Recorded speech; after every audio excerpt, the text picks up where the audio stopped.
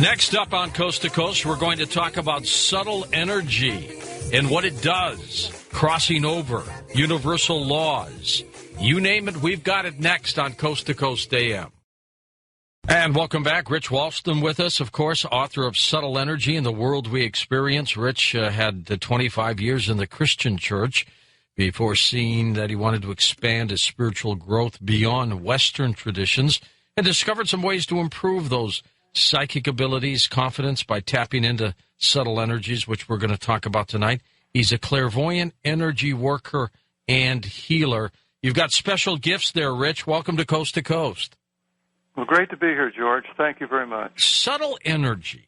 What does that mean? Well, subtle energy is the building blocks for all other energy, such as all the matter that's created in the universe is subtle energy.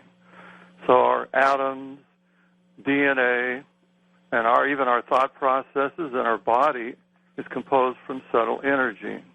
How did you manifest this and come across this?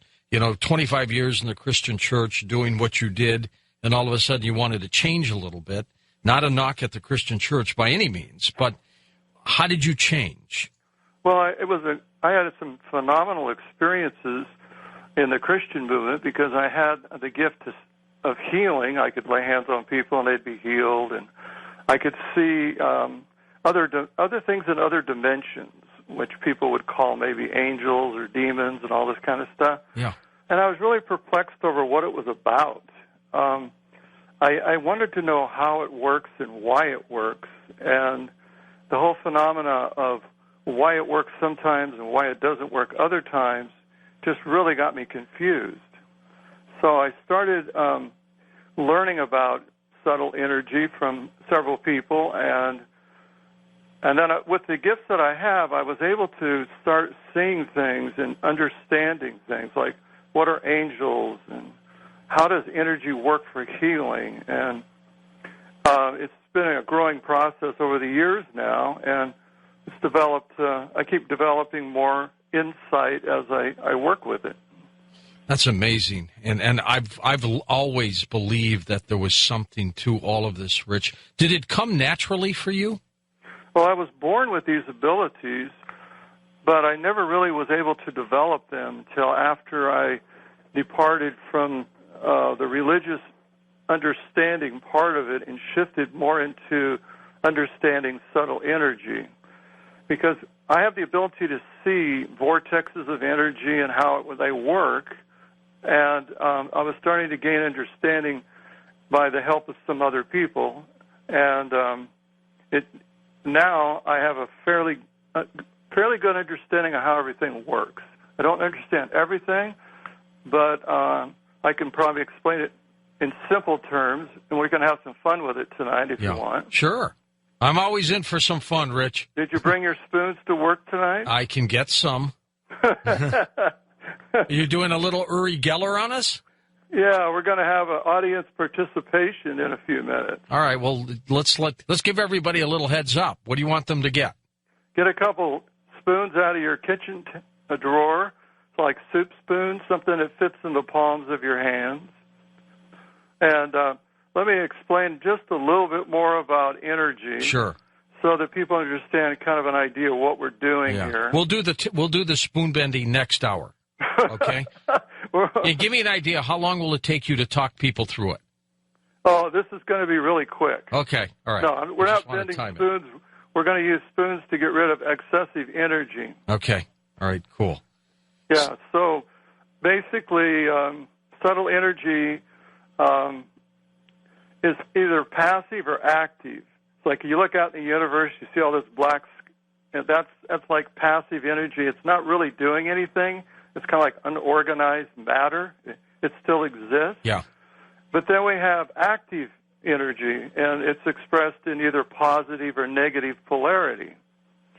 So that affects our body very much because half of our body works off of the negative polarity that we draw from the earth and the positive polarity that we get from the universe. So our bodies are a composite of energy fields. Now, the term chakra has been used for a long, long time, and all it is it means a wheel. Because when you look at the human chakra, they're revolving little discs of energy. And each one of these energy centers has 6 little revolving discs on the left and on the right and in the front and in the back and on the top and the bottom. And they all have positive or negative polarity. And they're like spinning little orbs of energy within us. And it's really fascinating. If you've ever heard of Killian photography. Sure. It reads auras. It sees auras, right? Yeah, Captures yeah. auras. So you can have somebody take your picture, and it'll actually show you the colors that you're vibrating at, because the way the chakra vibrates to certain frequencies, and it's associated with color and sound. And not everybody necessarily has the same color, right? That's right. And your aura, which is the bubble around your body that holds all of the energy in, it can expand and contract. So the colors of your aura can change. And they change daily. They change when you're angry. They change when you're sleeping. Or if you're in love with somebody, you'll be radiating a whole bunch of green and blue. If you're sick, what happens? Well, you'll just kind of go into the red and the oranges. And it's very fascinating because some people just make an art of studying people's auras. Now, I can see people's auras, but I do a lot of other things besides just read auras. That's very, very interesting. You're like a little like Edgar Cayce was. Well, sort of. Yeah. I mean, he used to pick up auras. There was always this tremendous story I always use on the air when we get to segments like this, Rich, and we're here now, so I'll tell you. He was getting on an elevator in a high-rise, it was rickety elevators in those days, and he was just ready to step in, and he sees all these people in there, and for the first time he could not see any auras, and he kind of panicked. He bolted back. He didn't go in the elevator. The doors closed, elevator cable snapped. Yeah. Down it went with everybody in there. He would have been in there. Yeah, when you don't see an aura in people, then it means they don't have much longer to live. Usually. Right. It's kind burned of a out. Scary process. It is scary. Would you tell somebody, if you didn't see the aura, would you tell them you're going to be dying soon? Because I would ask them what's going on in their lives. It could be health related, but could it also be an impending accident that maybe they don't have an aura because, those upstairs know what's going on, and hence there's no aura there. Could it be an accident that could occur? Yes, it could be one of that, or it could be the fact that they're doing something foolish, like involved in some sort of dark energy. Drugs, something like that? Yeah, that's going to create a problem for them. So I would probably just warn them and ask them what's going on in your life and pay attention. If there's anything that I could do, I would see if I could help them. Because it's not always cut and dry. Sometimes you can pull somebody out of those situations. All right, but how would you approach somebody like that? Well, I would ask them. I would probably explain to them that I can see the energy around their body, and are they willing to discuss that with me? It's always their free will whether they want to discuss anything with me. And if they said no, then that's fine. That's their choice. If they said yeah, what do you think? And then I would ask them some questions to find out exactly what I could find out about what's going on in their life. So if they walk away from you, let's assume they don't want anything to do with this. That's their free will. They walk away. You don't yell after them, "You're going to die." Nothing like that. You just ignore it? Well, I would say, I think that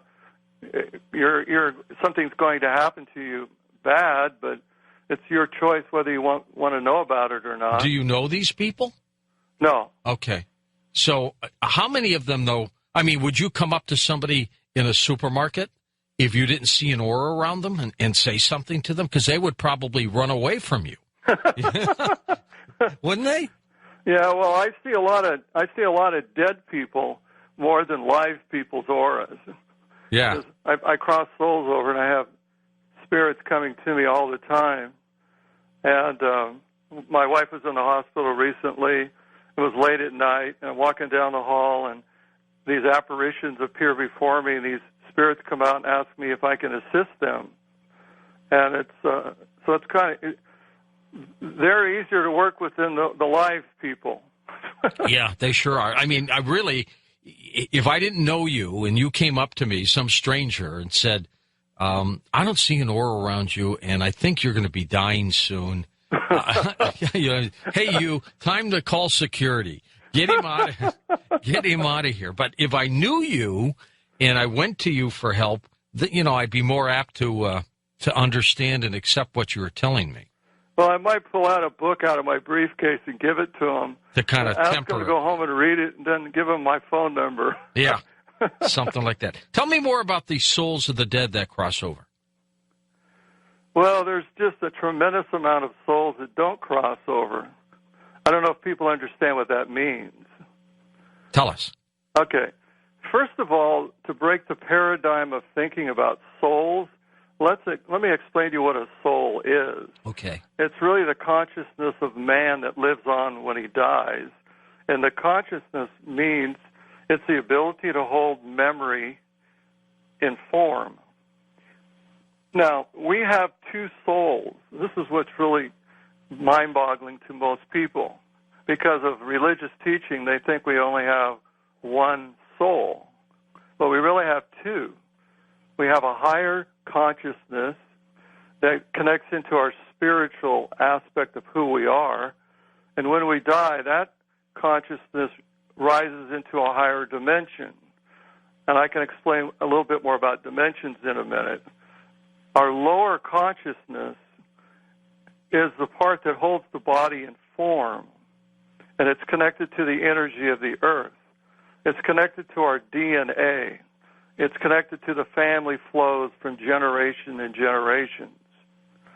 So that consciousness of people actually goes back into the earth and what we call the Akashic records. And that really is, the earth crust is really basically a big computer chip that holds energy, and it records the energy of every living thing on earth. So that's why when many people are born and they remember things, they go, well, I've been here before. That's right. You know what I'm saying? Or you'll wonder, why does the family traits continue to be the same? Well, it's because of the energy that's held in form.